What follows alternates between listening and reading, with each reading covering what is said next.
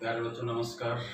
आशा करते हैं कि आप अपने घर पर कुशल पूर्वक होंगे, ठीक ठाक होंगे और ईश्वर से मैं प्रार्थना करता हूं कि आप हमेशा स्वस्थ रहे, सुखी रहे, समृद्ध रहे।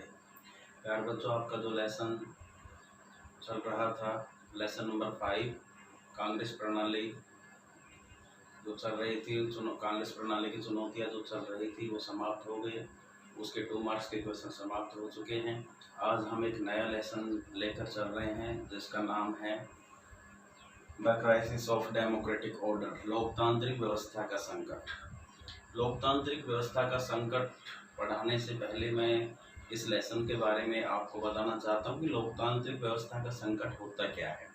लोकतांत्रिक व्यवस्था का संकट होता है जब हमारी कुछ ऐसी संस्थाएं हैं जो संविधान के अकॉर्डिंग कार्य नहीं करती है, संविधान का वो दुरुपयोग करना शुरू कर देती है। तो लोकतांत्रिक जो प्रणाली होती है उसके अंदर अत्याचार, दुराचार, कदाचार आदि पनप जाते हैं। देश की सामाजिक आर्थिक स्थिति बहुत ज़्यादा खराब हो जाती है और संविधान के नियमों के अकॉर्डिंग यदि कोई इंस्टीट्यूशन काम नहीं करती है तो उसको हम कहते हैं लोकतांत्रिक व्यवस्थाओं पर संकट। चाहे उसमें कार्यपालिका हो, न्यायपालिका हो या व्यवस्थापिका हो, वो संविधान के नियमों के अकॉर्डिंग यदि कार्य नहीं करती है तो उसको समझा जाता है कि लोकतांत्रिक व्यवस्थाओं का हनन हो रहा है और उन पर संकट आ चुका है। तो ऐसी ही चीज़ों के बारे में आज हम आपको पढ़ाएंगे। जैसे कि आपको पता है कि 1971 के चुनाव में कांग्रेस को एक नया जीवन प्राप्त हुआ था। 1971 के चुनाव में कांग्रेस ने एक नारा दिया था, गरीबी हटाओ। गरीबी हटाओ नारा देने के बाद कांग्रेस को बहुत अच्छी जीत प्राप्त हुई। लेकिन कांग्रेस ने जो 1971 में वादा किया था उन वादों को वो पूरा नहीं कर पाई। उन वादों को पूरा करने में वो असफल रही, जिसके कारण भारत की जो देश की सामाजिक आर्थिक स्थिति बहुत ज़्यादा खराब हो गई। और आर्थिक और सामाजिक स्थिति खराब होने के कारण देश के बहुत से हिस्सों में बहुत से आंदोलन शुरू हो गए, जिसमें बिहार और गुजरात के छात्र आंदोलन थे। इन छात्र आंदोलनों को जो विपक्षी पार्टियां थी उन्होंने बहुत ज़्यादा सपोर्ट किया था।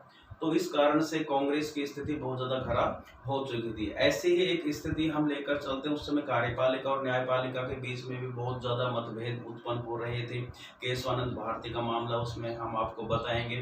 तो जिस तरह से कार्यपालिका न्यायपालिका के बीच में मतभेद उत्पन्न हो रहे थे, उसको उसके अंदर कांग्रेस या इंदिरा गांधी को अपनी जो कुर्सी थी वो खतरे में नजर आने लगी। कांग्रेस इंदिरा गांधी को अपनी कुर्सी खतरे में नजर आने के कारण क्या किया, भारत के अंदर उन्होंने इमरजेंसी लागू कर दी, आपातकाल लागू कर दिया। क्या कहकर आपातकाल लागू कर दिया कि कुछ अंदरूनी गड़बड़ियां चल रही है, जिसके कारण आर्टिकल 352 के तहत उन्हें आपातकाल की घोषणा करनी पड़ी। आपातकाल की घोषणा के दौरान क्या होता है कि जो प्रेस की आज़ादी है या लोगों को जो अधिकार दिए जाते हैं, स्वतंत्रताएं होती है, वो छीन ली जाती है। इस कारण से आपातकाल के दौरान बहुत ज़्यादा दुराचार, कदाचार, अत्याचार हुए, जिसके कारण जनता बहुत ज़्यादा परेशान हो चुकी थी। और इस तरह से इंदिरा गांधी या कांग्रेस ने संविधान के आर्टिकल 352 का दुरुपयोग किया था।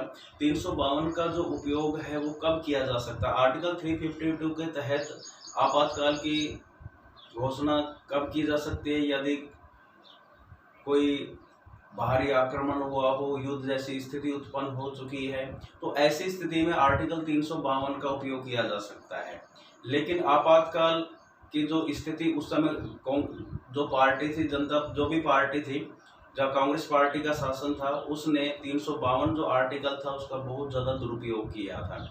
तो इस आपातकाल के आसपास की जो स्थिति है उस स्थिति को हम लोकतांत्रिक संकट के नाम से जानते हैं, क्योंकि उस समय संविधान का दुरुपयोग किया गया, संविधान के जो नियम कानून थे उनका पालन नहीं किया गया और जो सरकार थी उन्होंने संविधान का बहुत ज़्यादा दुरुपयोग किया था। तो उस आपातकाल के दौरान की जो स्थिति है, जो 1975 के आसपास आपातकाल की जो स्थिति है, उसको ही हम लोकतांत्रिक संकट के नाम से जाना जाता है। लेकिन आपातकाल ये 18 महीने चला। 18 महीने के बाद दोबारा से चुनाव हुए और कांग्रेस की बहुत बड़ी हार हुई और उसमें जनता पार्टी की सरकार बने। तो ये लोकतांत्रिक संकट के बारे में, व्यवस्थाओं के बारे में, संकट के बारे में इसके कुछ क्वेश्चन हम बताने जा रहे हैं जो इस प्रकार है।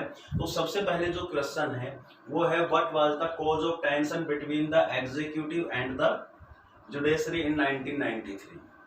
अब इसमें हमने ये बताना है कि ऐसे कौन कौन से तनाव के कारण थे जिसके द्वारा एग्जीक्यूटिव और जुडिशरी के बीच में बहुत ज्यादा तनाव उत्पन्न हो गया 1973 के अंदर। इन 1973 ऐसे कौन से रीजन, ऐसे कौन से कारण हैं जिसके कारण से एग्जीक्यूटिव मतलब कार्यपालिका और न्यायपालिका के बीच में मतभेद उत्पन्न हो गए। तो देखिए, the post of the chief justice of India became vacant. अब देखिए वो समय था जब भारत के जो मुख्य न्यायाधीश का जो पद वो खाली हो चुका था। And it had been a practice to appoint the senior most जजेस of the supreme court at the chief justice. और ये परंपरा बनी हुई थी कि चीफ जस्टिस के पद पर जो सुप्रीम कोर्ट के अंदर जो सीनियर मोस्ट जज है, जो सबसे सीनियर जो जज होता है, उसको चीफ जस्टिस के रूप में अपॉइंट किया जाता है। तो it had been a practice, ये परंपरा बनी हुई थी to appoint the senior most जजेस of the supreme court. Supreme court के जो सीनियर मोस्ट जज है उसको as a chief justice appoint किया जाता था। बट इन 1973, लेकिन 1973 के अंदर ऐसा नहीं हुआ। क्या हुआ 1973 में? द गवर्नमेंट सुप्रेस्ड 3 सीनियर मोस्ट जजेस। क्या कर दिया गवर्नमेंट ने? जो 3 सीनियर मोस्ट जज थे उनको पीछे छोड़ते हुए एंड अपॉइंटेड जस्टिस A.N. रे, और 3 सीनियर मोस्ट जज को चीफ जस्टिस के पद पर अपॉइंट नहीं करके जो 4th नंबर पर सीनियर मोस्ट जज था A.N. रे, उसको चीफ जस्टिस ऑफ इंडिया बना देगा, भारत का मुख्य न्यायाधीश बनाया गया। This cause tension to rise between the executive and the judiciary. इस कारण से एग्जीक्यूटिव और जुडिशरी के बीच में तनाव उत्पन्न हो गया। कोई सरकार ने क्या किया, जो परंपरा चली आ रही थी उसका निर्वहन नहीं किया और सीनियर मोस्ट जज को सुप्रीम कोर्ट के जज के रूप में अपॉइंट करना था, लेकिन ऐसा नहीं करते हुए जो 4th वरीयता के जज थे A.N. रे, उसको चीफ जस्टिस ऑफ इंडिया बना दिया गया। तो इस कारण से 1973 के अंदर वो एग्जीक्यूटिव और जुडिशरी के बीच में तनाव के कारण थे। नेक्स्ट है, when and why was Shah commission appointed. अब आपको ये बताना है जो ये शाह कमीशन है ये अपॉइंट क्यों किया गया। जैसे कि आपको पता है 1975 के अंदर आपातकाल की घोषणा की गई थी, और आपातकाल की घोषणा के दिन क्या घटना घटित हुई, किस तरह से सरकार ने आपातकाल की घोषणा की, आपातकाल के दिन क्या क्या सरकार ने किया, और आपातकाल के दौरान सरकार के द्वारा क्या क्या कार्रवाई की गई, क्या क्या उन्होंने काम किया, उन सब की जांच कराने के लिए जनता सरकार ने एक कमीशन अपॉइंट किया था जिसको हमने जे.सी. शाह कमीशन का नाम दिया। तो उसी जे.सी. शाह कमीशन के बारे में हम आपको बता रहे हैं। तो the Shah commission was appointed in May 1977। Shah commission को अपॉइंट कब किया गया? 1977 के अंदर इसको अपॉइंट किया गया आफ्टर इमरजेंसी, और गवर्नमेंट थी जनता सरकार, Janata party, by the Janata party government. तो the Shah commission was appointed in May 1977 by the Janata party government. It was a commission of inquiry headed by justice JC. Shah. अब देखिए इस कमीशन को कुछ इंक्वायरी करने के लिए अपॉइंट किया गया था, और उस कमीशन के जो अध्यक्ष बनाए गए थे वो किसके अंडर में था? जे.सी. शाह के अंडर में, जिसको जे.सी. शाह कमीशन कहा जाता है। It was a commission of inquiry headed by justice JC. Shah. ये किस तरह? It was a commission of inquiry, किस जांच करने के लिए ये आयोग की गठित की थी, जांच आयोग था ये, headed by justice JC. Shah, और जिसका मुख्य अध्यक्ष इसको बनाए जे.सी. शाह को। Retired chief justice of the supreme court of India, Bharat के सुप्रीम कोर्ट के रिटायर्ड सेवानिवृत्त चीफ जस्टिस थे, उसको जांच आयोग का अध्यक्ष बनाया गया। To inquiry into the several aspects of allegation of abuse of authority, excesses and malpractices committed and action taken during the emergency। किसकी जांच करने के लिए? आपातकाल के दौरान। इसमें देखिए बताया गया है, inquiry into the several aspect of allegation of abuse of authority, excesses and malpractices committed and action taken by during the emergency। आपातकाल के दौरान सरकार के द्वारा जो कदम उठाए गए, जो कार्रवाई की गई, सरकार ने जो दुरुपयोग, कदाचार और अत्याचार जो किए गए थे उनकी जांच करने के लिए जनता पार्टी ने, जनता सरकार ने 1977 के अंदर एक कमीशन अपॉइंट किया था कि आपातकाल के दौरान क्या क्या सरकार ने, उस समय की जो सरकार थी उसने क्या क्या कार्रवाई की, कौन कौन से उन्होंने अत्याचार किए, दुराचार किए, कौन कौन सी उन्होंने माल प्रैक्टिसेस की, उसकी जांच कराने के लिए जनता सरकार ने 1977 के अंदर जिस जांच आयोग को अपॉइंट किया था उसी को हम जयश्री शाह कमीशन कहते हैं, इसलिए शाह कमीशन को अपॉइंट किया गया था। नेक्स्ट क्वेश्चन है, explain the provision of national emergency. राष्ट्रीय आपातकाल की घोषणा कैसे की जाती है, क्या उसके बारे में बताना है। तो देखिए, national emergency can be declare under the article 352।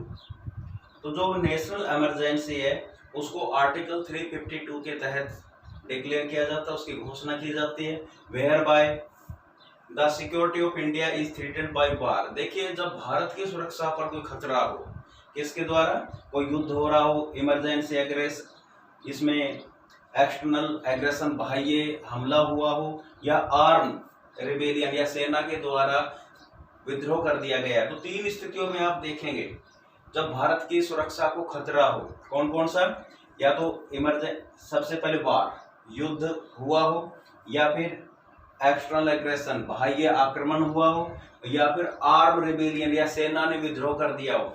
ऐसी स्थिति के अंदर आर्टिकल 352 के तहत देश के अंदर आपातकाल की घोषणा जो की जाती है उसको हम राष्ट्रीय आपातकाल कहते हैं। तो इस तरह से ये 3 क्वेश्चंस को आपने अच्छी तरह से पढ़ना है, इनको अच्छी तरह से अपने नोटबुक में करना है और इनको समझते हुए अपनी फेयर नोटबुक में कीजिए और मेरे व्हाट्सएप नंबर पर इसको अवश्य सेंड करें। Thank you.